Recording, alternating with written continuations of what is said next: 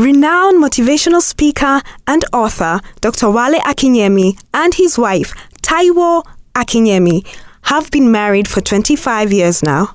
It was not love at first sight for Taiwo, as she lived in the generation of women reading Milton Boone-style romantic fiction, which consequently affected her taste in the kind of man she desired to say yes to. This charming couple shares with us the joys and fulfillment of being married for this long.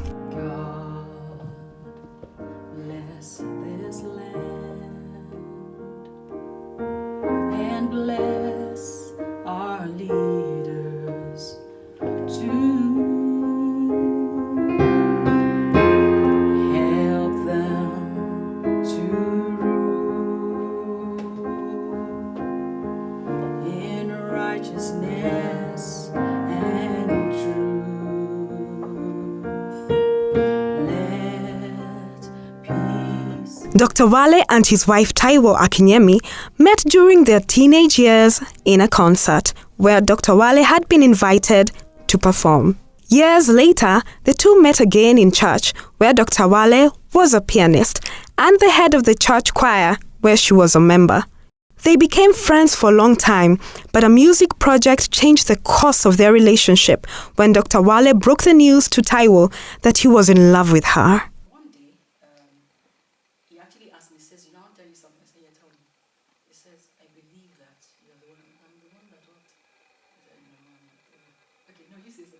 That was when my suffering began. Everything was okay as long as I was Wale and she was Taiwo. And then when I proposed to her, I told her that, you know what, I think, oh man, she treated me so It bad. was not, all this proposals. No, wait, you know, proposals where you see. She treated me so badly. I didn't come and do. No, he didn't say, will you marry me? That's not what you said. Oh, what did I say? He said something like, actually, he actually said, will you marry me? But you must understand, if you're a friend, if I'm your friend, you don't just ask me to marry you. So it was like, so I thought he was joking. I'm like, of course not. So he said, okay, I'll try again. Will you marry me? I said, okay. If you can marry in the next 5 seconds. I thought it was a joke. And then from there on, I noticed that this guy, I thought it was joking. It looks like something is happening. However, while Dr. Wale loved Taiwo with all his heart, Taiwo, on the other hand, rejected his advances. As she recalls, she was a lover of Milton Boone's romantic novels, and this consequently affected the image of the kind of man that she desired to say yes to. Milton Boone, I must have read like 300. Which have messed up the thinking of it. So that framed my picture for the kind of man I would marry. And so, and the Milton Boone's guys were almost always rich. They almost always had their own house, had money and all that. So all he qualified for was thick, dark and handsome. After that, all the other things, okay, maybe finesse, but the money was a major part. You said finesse. You said he could read, he was speaking impeccable English. I mean, not an illiterate. Wait, isn't my English? I scored A1 in all my English exams. And he was not rich, he had no money. Every girl wants to marry a rich man. So, and I was so sure I was waiting. Yeah, so far though. Yeah, so far. I was waiting for this rich man. No, let me tell you, I would drive from from Lagos to Ibadan. That's a distance of like Nairobi to Nakuru. To go and pick this girl for a 7 o'clock church service on Sunday morning in a church that was 5 minutes from her house. You see, there's a song that's a movie years ago that said, "Why do fools fall in love?" I'm telling you, if the thing you have found does not make you a fool, it's not love. Me, I became a complete fool. And I was really angry. Imagine, and then after I would do that, I'll carry her, and then she would still not say thank you. I was angry because... She would look at me like this, because I was angry because... Yes, to men that don't give up. I felt I was in that season in my life. And man, this guy should stop, because when Mr. Right comes, he will think I'm taking an evil. So I kept... Imagine, and then, so she thought me, I was sent by God to punish her. Can you imagine? I tried to chase him and he refused. And then I would get involved. I became friends with her pastor. I was just trying everything. So I became friends with the pastor. Then there was a time they needed a keyboardist to play something. I volunteered though. I said, I will do anything. And this girl treated me so badly. Because it was not my picture. I wanted a And rich that man. is the problem. A lot of young ladies today have that picture. In fact, our picture was so perfect, we used to call him Mr. Bradford. Mr. Bradford would be a Nigerian. He would be tall, dark, and handsome. See? That's the only place where he ticked. Look at Every other part he didn't. Mr. Bradford would be either an architect or an engineer, or maybe like a banker. just someone that had a brain, Someone that had a working brain. someone that had money.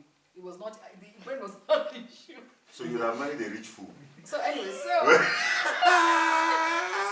I wanted someone. Wait, you have married a rich fool. I'm sorry. I wanted someone that had impeccable manners. The kind of person that if you went to a 5-star restaurant, and you have all the forks and all the knives and the spoons, he would know the fish knife, he would know the knife for the butter, he would know the fork for dessert, he would know everything.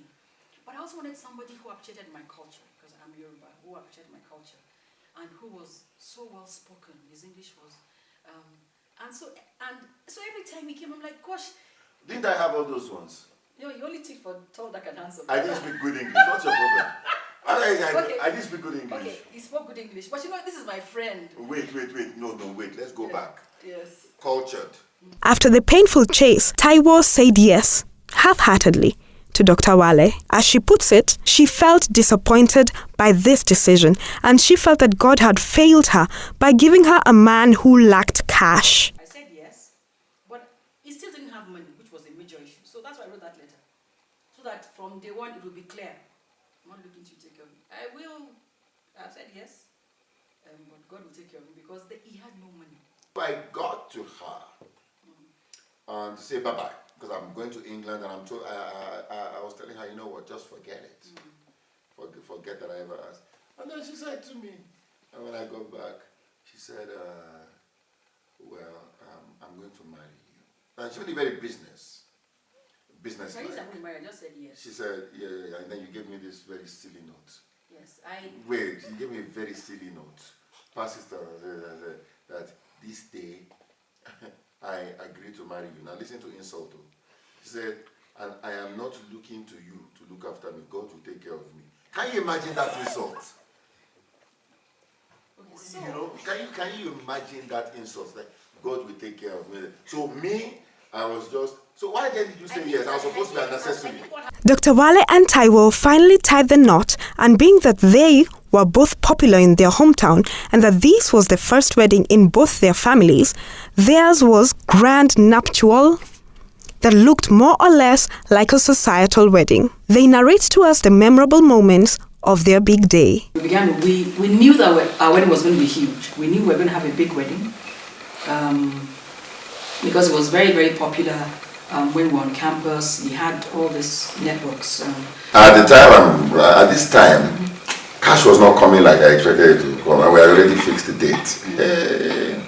Anyway, I struggled. I got the dress. So that was out of the way. I paid for the cake. That was out of the way. Then I didn't have my suit. There was this fabric at the back of the car that had been there for 6 weeks. It was, like cream fabric. And I'm like, what's this material? No, don't worry, it's just something that I'm giving to. I'd ask his best friends. It's something that someone puts in the car or whatever. Apparently, that was supposed to be the suit. So but we didn't have money for the tailor, so we're looking for a tailor who could make it for us. Many of these people, when I've watched this particular show we're on, people say, "Oh, I got my suit from London." Me, I had the suit material, so I didn't have money, so we'll carry it around. So the day before we got married tomorrow. After we got that ring, by the way, and they dropped me home about midnight. We now began to look by best. Began to drive. Do you understand? It's like driving to River Road, looking for any single shop that is open. Place, going to Jericho and begging them, because everywhere they went, everywhere they were, people were like, I have too many jobs, I can't take it. So we went so to from the most 6 weeks it got to place. 5 to 4 to 3. All this time I thought this fabric must just be some rubbish. It's not important. Can you imagine my shock when I get to church the next day? That cream fabric at the back of the car is what it is. Wait. You forgot. A friend of ours she used to make bow ties and waistband. Yes. She made lovely ones. So she had made him a nice red bow tie and the whatever it's called, the waistband. So he had those. He had his white shirt. He didn't have shoes. I need to tell the story of shoes. Wait. So we'll show you the picture. He looked amazing. Thank you. Say that again. He looked amazing, but that night, if you knew we the saw story the tailor, behind the look. Wait. I need to tell you, when we saw that tailor, that night, man. So the guy said, no. I said, please. He said, when is the wedding? I said, 10 o'clock in the morning. This was about 2 a.m. At 10 o'clock, I said, Oga, I don't go fit do a more. I said, my friend, you go do a more. You have to do this one. So we gave him the material. So at about 7 a.m. or so, I now went there. The guy had just finished. He was ironing and sleeping. He nearly burnt the suit. He was ironing and sleeping. So what are the traits that these two love about each other? I love that my husband has a tender heart. You see, in public and when he's speaking and all that, he's like, the guy, But I love that. And when I say this, I don't know if people understand. I love that he has a tender heart after God. And I'll tell you where that touches me, because when a man's heart is tender towards God, honestly, you have him where you want him. I don't know how else to say that. I don't know whether it sounds bad. He's not always, because he travels for him, he's not always around them with the kids. So I'm the one who what is wrong the home, whatever. And I know that he appreciates that beyond words. I know that because the thing that matters to him the most after God is his family. That's his pride and joy. So I think what I love most is that there's somebody who is not a drama queen. I can't handle drama. I can't handle interrogation. I can't handle, where have you been? Well, then you see the thing, I'm sorry to interrupt. I don't interrogate my husband. But when he goes somewhere, he's one who calls me, hi baby, I'm here with, we're at Kempinski, whatever I'm waiting for, I'm having a meeting with so and so and so and so. This person says hi. So I'm not the one who is calling to ask, but he's the one who calls me, so I know where he is. I know where he's going. Because my mother always said to me, it is the needle that does not have thread that gets lost. So wherever I am, I always report and say I am in so place. Wherever he is, it's not just in Kenya. Yeah, it anywhere. Means anywhere in the world. Yeah. He will send me one text message, landed. That means I landed. In the car on the way to, he had a big meeting in Nigeria recently, and he let me know where he was. So, and that's always been how he is. So, I'm not, but you see, even if he didn't tell me, I'm not going to be like, hey, where are you? Where are you? You have not called me for. I can know most about my wife is that she's not a high maintenance person. She's powerful, secure, and not high maintenance. And what that does is that puts the demand on me to want to just spoil my queen. Yeah. And that's the key right there.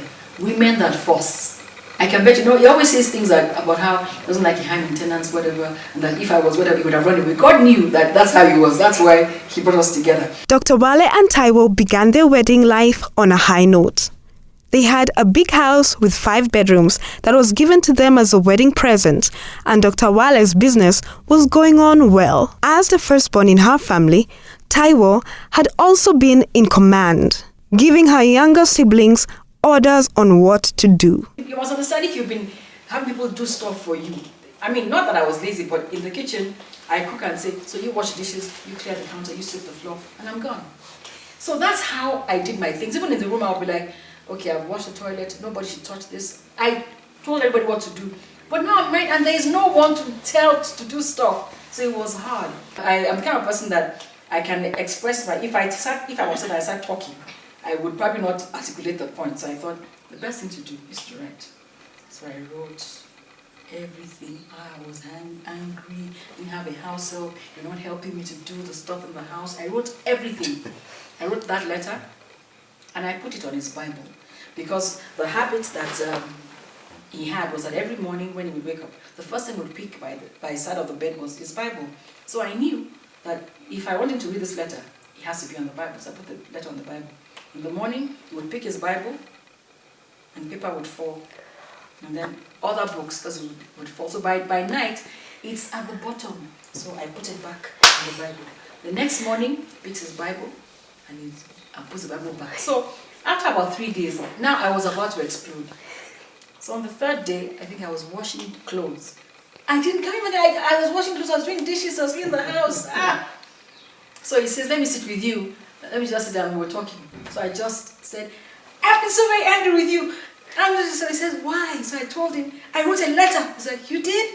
Why? Why didn't you just tell me? I said, because I can explain to myself better if I write. Where's the letter? So I said, it's there. So he said, I can't find it. I said, because every day I put it on your Bible, you put it under. So anyway, he read, it was like, you should have just said. And I realized the things I was getting worked up about were no big deal. Once I told him, he was like, okay, what do you want me to do? I'll do whatever you want. So I'm a good guy. So whatever you want me to do, I'll do it. And so he began to do it. This bubbly couple recalls one major fight that they had, which assisted them find a solution to resolve all their future conflicts. My parents lived in the same town as we did, so I went to see my parents. On the way there, like halfway, it's like on the other end of town. Halfway there, I began to feel it slightly chilly, like, I wonder what that is. Apparently I was coming up with malaria. But I didn't know it then. So we get to my parents, and when my dad hugs me, he says, Taiwo, you're hot. So he turns to my husband and says, well, they just know that your wife is hot. What happened? So he's like, she's not. So my dad says, yes, she is. So my dad says, touch. So he puts his hand on my neck and made my temperature. I wasn't even aware my temperature was through the roof. So we had to go to the hospital and see the doctor and all that. My uncle's hospital was close by, so I went to the hospital. Apparently my husband was totally offended that I would keep quiet, not say I was not feeling well. And I knew that we were going to my father's house so that my father could find out that I was not well and did not know about it, so that they could now be asking me, not taking care of his wife. Because the thing that we learned from it was, he assumed that I knew that I was sick, but because I missed my parents, I was a daddy's girl, So he assumed that because I wanted to see my parents, I didn't tell him how I felt. I know because we had just gotten married, he was trying to prove a point that I can take care of your daughter, I can afford to take care of her. So it was important to him that he appeared to my father like he could take care of me. We agreed that day that this will never happen again. When I tell you something, you believe me. When I tell you something, I will believe you. And we agreed that if I do something that offends you, never tell me while you are angry. That's another thing we agreed. Never ever. Once the anger is settled, sit me down nicely and tell me, baby, I didn't like what you did then. And we found out that whenever we did that, the other person's like, oh, really? I didn't know. So, you see, the things I would have thought about, so we've not had any reason to. Being that he was a visionary and a businessman, Dr. Wale's income was apparently not sufficient to take care of their needs. Consequently, the family had to rely on Taiwo's income. She had steady income, but I had a dream. I did not have all the income coming in at that point in time, but you know what? I think this is where she consolidated her power. She would bring her salary then and give it to me. I didn't ask her to do so. I didn't request for it. She would do that, and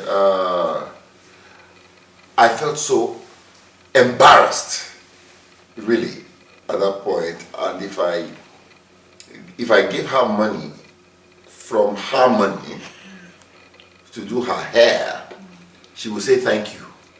Okay, there will be situations where a young girl gets to marry a millionaire. There are situations like that, but on the average, most girls will marry their friends or people, Same level. On their level. When we marry people on our level, we are marrying beyond the person. We are marrying the future we see, the future we see. And I've seen, my husband had painted such a bright picture of where he saw us going. We're not there at all. But I painted that picture. So based on that picture, I knew that if I'm the one who has the income now, it's just for now. I just knew. I don't know how to explain. I just knew. And I knew that this man's vision is going to go far. I would have been a fool to have been saying, okay, now, so now you want this money. Okay, you can only have 20 bob for fare. That would have been ridiculous because I knew. When I look back now, when I was saying that, is Mr. Bradford all... I don't know. When I look back now, I found out apparently, later on, that thing of me giving him the money was a big deal to him. I didn't know then that it was. He didn't behave like he was. But apparently it was a big deal that I respected him, I loved him, I didn't treat him any different, and I would, give him my income, and we would plan, plan the month, as it were, with my income, and I was not like, my friends are doing this or whatever. I've always known that if I would support my husband, we would go far. I have always known. You see it in God's word. It's just the way to go. And fast forward, if she needs 10 people to support her, I will get them for her. There is nothing on the face of the earth that can be done that I will not do for her. But you know what? At that point, when she had the upper hand, if she had treated me badly, Timbuktu. In this generation, you will notice that happens a lot more. Ladies are doing Women very well. appear to have They're more. doing very well. Don't be fooled. If you marry the right guy, even if you're about to have nothing right now, the right woman with the right guy, she will take him far. That's true. So don't be fooled that because it doesn't have anything right now, yeah, I'm the boss, I'll tell you. I told them, I said to the lady, I said, don't be fooled that this guy doesn't have much now. If you will stand by him, he will go far. And so I would say that to encourage ladies. People say that there are no men in Kenya. Are these pieces of wood that are walking around? There are men in Kenya. It's true that I said every woman wants to marry a rich man. But the truth is, unless we are going to marry other people's men, hear me, unless we are going to marry other people's men and let them be our sponsors, the man that is supposed to be for you is probably not going to be wealthy and have everything that he needs right now. But if you will stand by him and support him, every man with the right woman will do great things. And this is the big mistake I think the ladies make, is that they look at the guy, size him up, and come to a conclusion. But there's something about, the woman. The greatest of men can be destroyed by a woman. And the dumbest of men can be made great by a woman. Is not stupidly following a man who is leading you astray. Every man has a kid and a king inside him. And the woman that is able to keep the kid happy will control the king. A lot of homes are having problems. It's because, number one, the woman has relinquished her power. So the man is going off, she cannot help him. They both go into the gutter together. Number one. And number two, she does not know how to keep the kid in the king happy. People think I'm funny. If I need to be somewhere, no matter where it is, and my wife needs me, you better find another speaker. I'll be at home with my wife. As their dreams and visions began to expand, Dr. Wale met a preacher who apparently blessed his life and began to assist him in the ministry work. So much was he involved in the work that when the preacher left Nigeria to go to Kenya, he followed him all the way. I had an office in Lagos. I had a house in Ibadan, and I'm shuttling. And I had a video production company. I had consulting and all that. So I had started all these things. What happened, a preacher came to preach where we were living. And he was so good. He was so good. And I thought, you know what, I'd like to give something to this guy. But I did not have the kind of money I'd have loved to give him. So I wrote on a sheet of paper, I said, I pledge myself, wherever you go, I will go with you. And I'll just serve you, I'll be your PA. And that's how I began to go with him. Having children is probably the greatest adjustment that a couple could experience. For Taiwo, Having children apparently meant that she would have to quit her job and raise the children, as Dr. Wale's job involved traveling. At first, she confesses, it frustrated her and she felt that her life was stuck. Anything. So I'm just like the mother at home. Which is more than something. Yeah, but you know what I mean. You know how people will be like, "Oh, so what are you doing?" Or even if people didn't ask, a part of me was feeling, "Gosh, when am I going to do something?" So I remember once when my husband came back from the UK and we were going for a walk by the beach, and on the way back, I was like crying, "I'm not doing anything with my life. I'm not doing anything." So he was like, "You're doing a lot." So he told me, "Look, you're raising the kids. That everything has a time. That at this point in time, because the children are young, they need your attention, So, and I received it, I agreed, and so, and of course, soon, not long after that period passed, and of course, like you said, now the children are, they're grown. Now you bake. Now you have a cooking school. Mm-hmm. You have a cooking class. You bake. You edit. I edit. I have some books coming out. So now I'm doing a lot of other things I wasn't able to do then. And it wasn't wasted time devoting my time to the children. I have learned, because I'm in recent times he hasn't traveled as much, though he's about to start again. I'm the one who I'm the one who knows what is going on with the boys, what's going on with this one, the other child. I make sure that I have Bible study with them on Saturdays because they normally leave home early. The reason why I do that is this. I want to know what they're thinking. I can't be saying, "So tell me, what are you thinking? What's going on in your head?" I can't say that. But if we read a scripture, we read chapters. If we read a chapter and I say, "What struck you? What did you get from that?" When they begin to talk, I can now have a good idea what is going on in their head. So that's what I do. And that's what I do every single week. I don't get to do it all week, but on Saturdays, we sit and we have Bible study and everybody shares something. Just say what struck you. And that way, I'm able to, for lack of a better word, monitor the health of my children. And her sacrifices paid off. As part of their achievement, Dr. and Mrs. Wale are proud that their children have turned out to be great, accomplishing much just at a young age. We had a dream about, how our kids would turn out. We wanted them to be geniuses. And we said, okay, 3 things we want. Number 1, we want them to be geniuses academically. We want them to be socially well-rounded. And we want them to be entrepreneurial. Those are 3 things we set out, and God helped us because the way we raised them for those 3 things. So for instance, I have a philosophy: when you treat children like children, they will behave like children. So we always expose them to things. We have intelligent discussions when we have a meal at the dinner table. It's like an MBA class, everybody talking about, well, this is what Apple did, this is what Google is doing, blah, blah, blah, blah.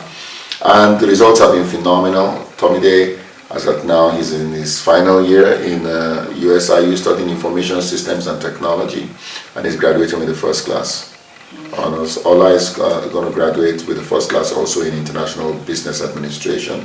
Fumi is at Brookhouse, and she's an all-A student. Never scored less than an A. So so academically we saw that. Socially, Tomide came to meet me one day and said, "Dad, I want a platform where I can showcase my skills." I said, "What do you want to do?" He said, "I want to be Mr. USIU."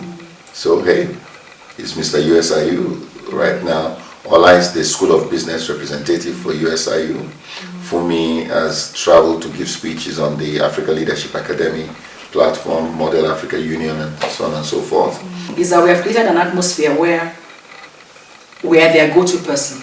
They are not going to go to somebody else to ask about this subject or the other. Whether it is from sex to girls to guys to drugs to, so we have that healthy environment. So, and I thank God because the kids talk. I learned that it's important that children talk. When I tell people that my son, particularly my second son, because he talks all the time, they're like, "Gosh, you're so lucky. My son will not say a thing." I'm like, "Really? That my son talks?" I say, "Ola, Lord, don't make, I can hear you." He tells me what's going on with him. He tells me and that's a blessing because that way, I like I said, I can monitor them spiritually when we do our Bible study on Saturday because they leave early in the morning, and I can also I know what's going on in their social life. I know what they're doing in school. Marrying a visionary has its advantages and disadvantages. One of the disadvantages is that one person may have to take care of the practical, everyday things that need to be done in the marriage. The advantage of living with one is that they will push you to think outside the box. For Taiwo, understanding Dr. Wale, the dreamer, was challenging at first, and she had to adjust to provide the support her husband needed. I don't mess with the ideas he has. He has an idea, I just support him. I listen. I always say this to him. I say, sometimes when he says stuff to me, I can't see it. You know what I mean? If you've never seen a dinosaur, and I describe it to you, you might see the picture or you might not. A lot of times when he says something, I can't see it, but I believe in him. Do you understand? And so, since I believe in him, I just support him in any way I can, and I pray for him. And before I know what is happening, what he said, I now begin to see in reality. So that's how it's been. I feel that that's part of the job of the woman behind a man. The man is the head of the home. And he's the head of the home even if he's not making as much money as I am or as the woman is. But because he's the head of the home, there are things he will see for the home that I do not see. So what I do, and as the years have gone by, the ideas have gotten crazier. It's not like over the years he has now toned down and he's doing less things. No. In recent times, the stuff that he's about to get into is bigger than anything that he's ever done.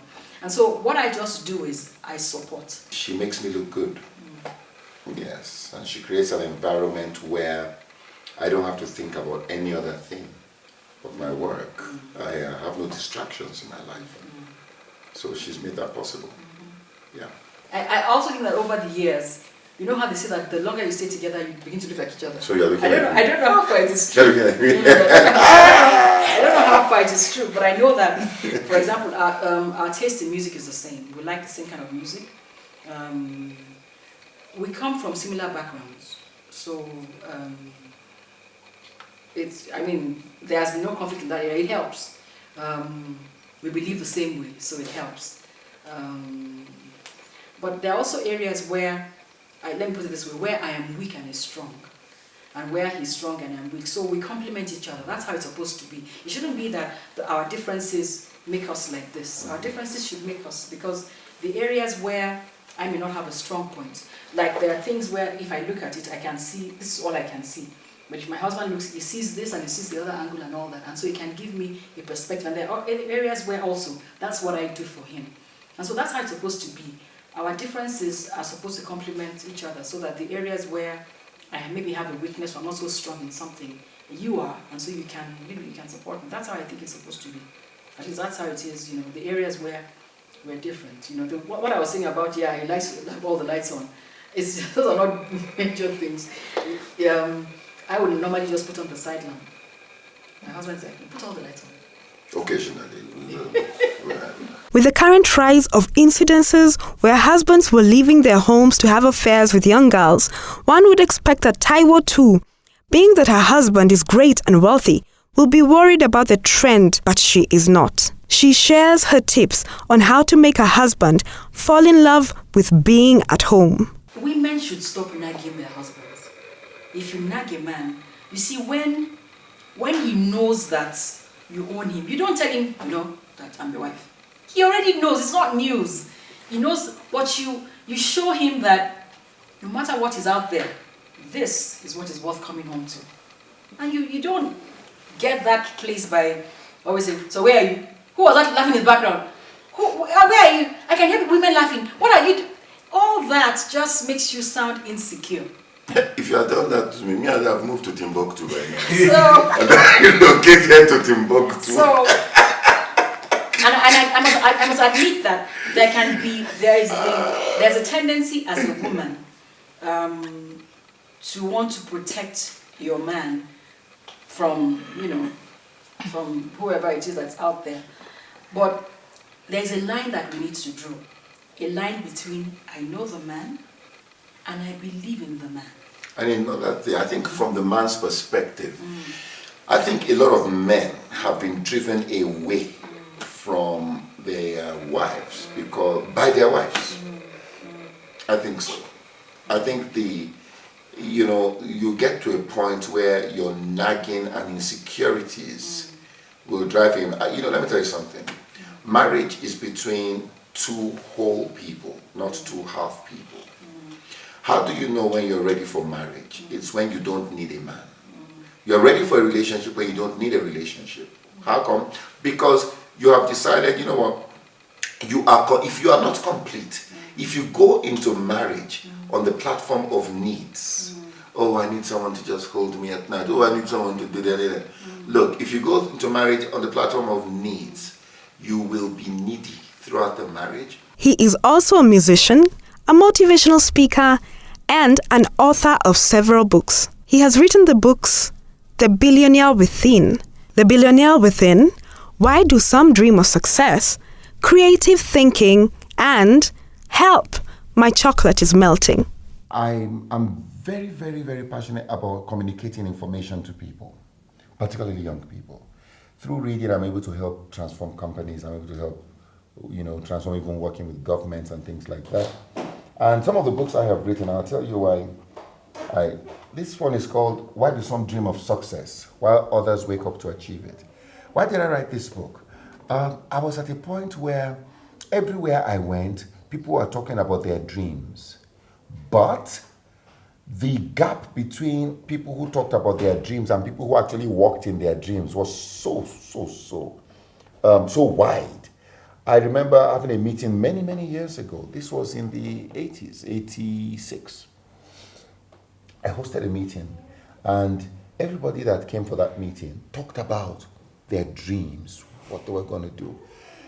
And I looked back and I realized that a lot of those people were not doing what they wanted to do. They were not doing that. This one is called The Billionaire Within, Unleashing the Inner Treasure Within You. Because I found out that, I think what I wrote at the back here, it says it all. There's a billionaire within every pauper, a leader within every follower, a king within every subject, and a master within every servant. I read a lot. And a good book is like fertilizer to the mind. When you have a farm and you pour fertilizer on your farm, the things that will spring up are not just the things that you planted. All sorts of things will spring up. And so I read extensively, I read widely. And as a result, when I read, a lot of ideas pop up into my head. I draw a lot of inspiration. God inspires me a lot. I'm inspired by I read biographies. God's chosen land. God bless Kenya. God bless Kenya. God bless Kenya. I watched the movie The Sound of Music. And when I watched Sound of Music, it made sort of an impression on me. We had, my grandfather had this organ. Now, those organs, you had to pump air for you to play, So that was what we had. And I would pump and I'll play do, a dear, a female. And I'll play the Sound of Music thingy. And my parents saw me. I thought, And so they bought me a piano. Music has been the primary thing that opened other doors for me. Yes, it was music. Man, and when I'm talking about man, but the male, in his most natural state is dumb. Men can be so dumb and do such dumb things. Why would a man have a nice wife and then go get an apartment for some chick out there who is going to frustrate his life? And who is going to dump him the minute he doesn't have anything to give her? So it takes a level of dumbness to do some of these things. And so when you look around, you can measure when you look at the rise of sponsors, the national average level of dumbness among the male species seems to be on the rise. Now, when the woman knows that, I know that this guy is just dumb, what do? A lot of women are trying to get, and I've said this before, they want the attention of the king. But you will not get the attention of the king until you control the kid.